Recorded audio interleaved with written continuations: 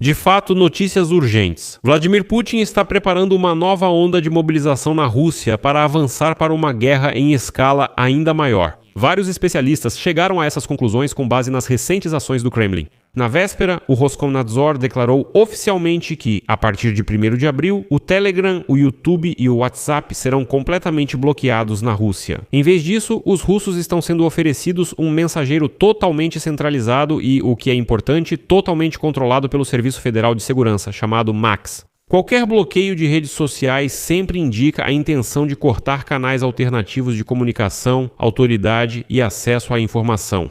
O Kremlin está assumindo um risco agora porque no próprio Telegram os soldados russos na linha de frente se comunicam, mas isso também permite que os comandantes russos escondam certos detalhes do alto comando. Mas também qualquer rede social que não esteja sob o controle das autoridades de Putin é um espaço para a comunicação das massas de protesto. Mas isso está longe de ser tudo. Hoje, a Duma Estatal da Federação Russa aprovou uma lei simplesmente chocante.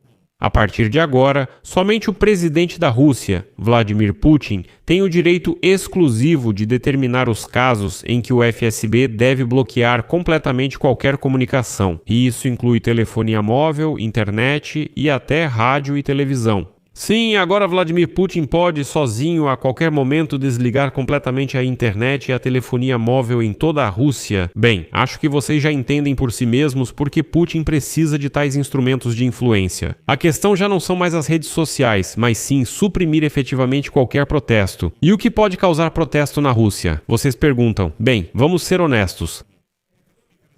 E o Kremlin claramente está preparando uma nova onda de mobilização. E neste episódio vou contar quais sinais exatamente indicam isso.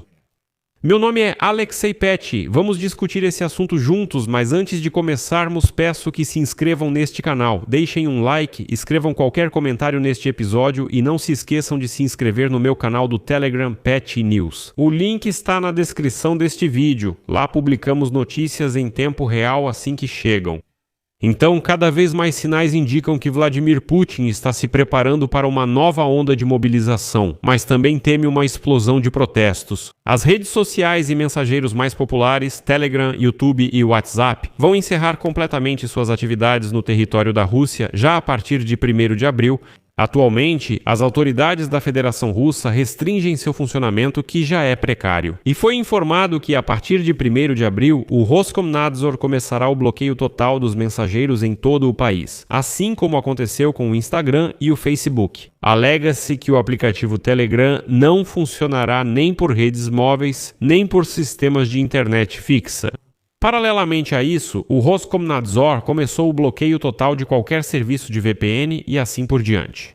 No momento, não é segredo para ninguém que o Roskomnadzor decidiu bloquear todas essas redes sociais mencionadas. E no Roskomnadzor, é claro, encontraram uma razão e declararam que os mensageiros, abre aspas, não cumprem as leis russas, não protegem os usuários contra golpistas e não combatem o terrorismo. Mas, na verdade, todos esses mensageiros simplesmente se recusaram a dar a Vladimir Putin acesso às conversas dos usuários. E isso deixou Vladimir Putin muito chateado. Para entender melhor, no dia 16 de fevereiro, a moderação do Telegram informou ter bloqueado mais de 230 mil grupos e canais em um único dia. Em apenas um dia, desde o início do ano, a administração do mensageiro Telegram bloqueou mais de 7 milhões de grupos e canais, mas tudo isso não foi suficiente para o Roskomnadzor. Lá, eles declararam novamente: ouçam, não foi isso que pedimos para vocês fazerem, só pedimos para vocês darem à FSB acesso aos dados dos russos, apenas deem aos agentes da FSB acesso às conversas dos russos. Por que vocês estão bloqueando algo? Imploramos, isso é só uma razão formal.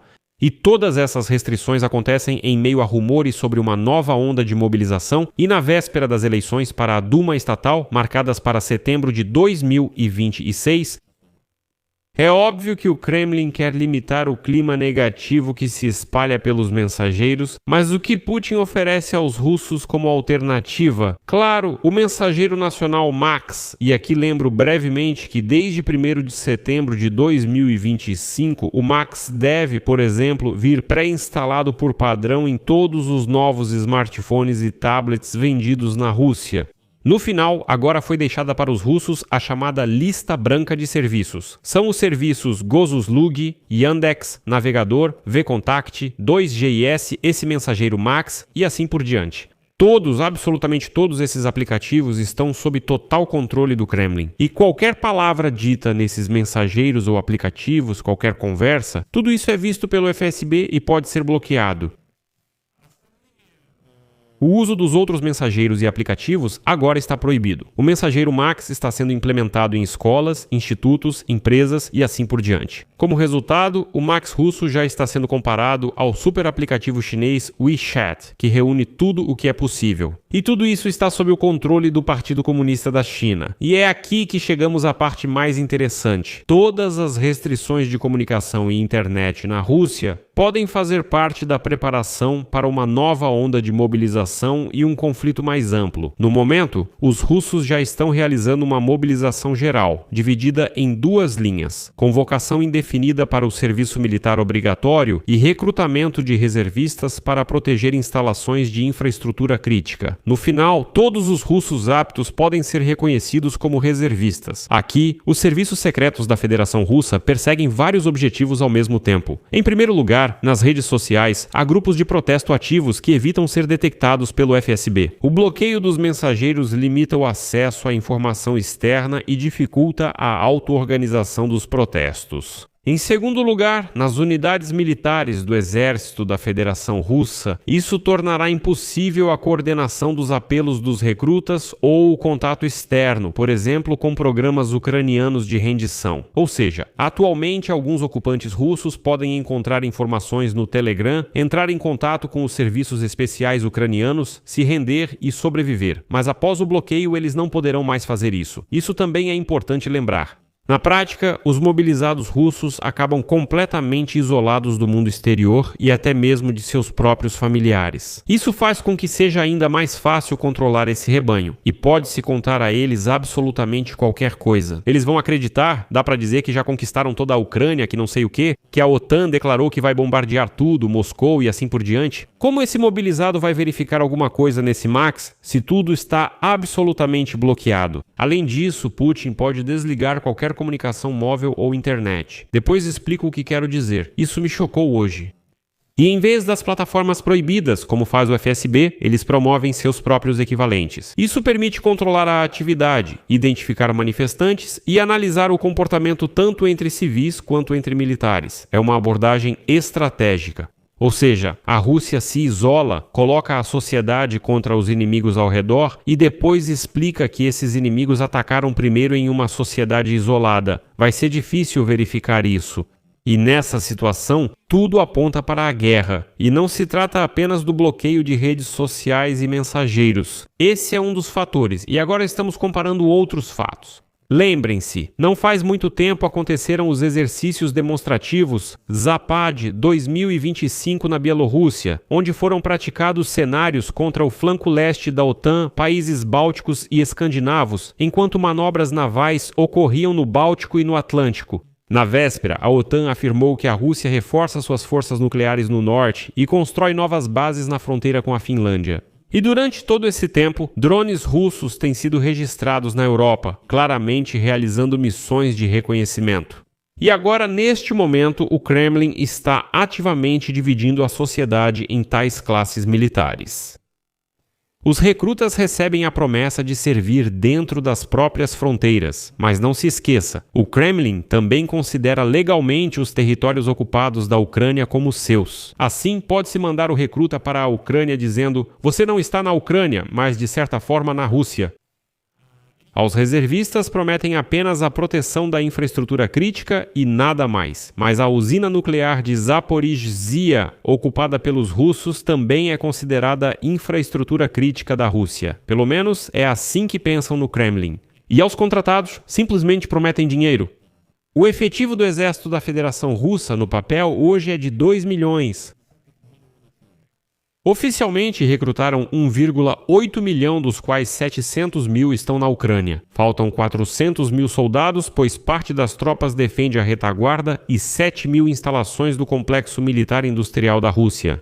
As perdas na linha de frente ameaçam causar uma crise se chegarem a 50 mil por mês, além dos ataques na retaguarda. E então, recentemente, o presidente da Ucrânia, Volodymyr Zelensky, e o ministro da Defesa da Ucrânia, Mikhailo Fedorov, declararam que, por mês, as Forças Armadas da Ucrânia já causam até 35 mil baixas, entre mortos e feridos entre os russos, mas o objetivo é justamente 50 mil russos por mês. Esse é o limite crítico, quando a Rússia não consegue mais repor nem mesmo as perdas, sem falar na formação de reservas. E no momento, para evitar protestos em massa na Rússia, a mobilização está sendo dividida em partes. Existem recrutas, existem reservistas, existem contratos, e tudo isso parece um sistema voluntário, mas na prática não é.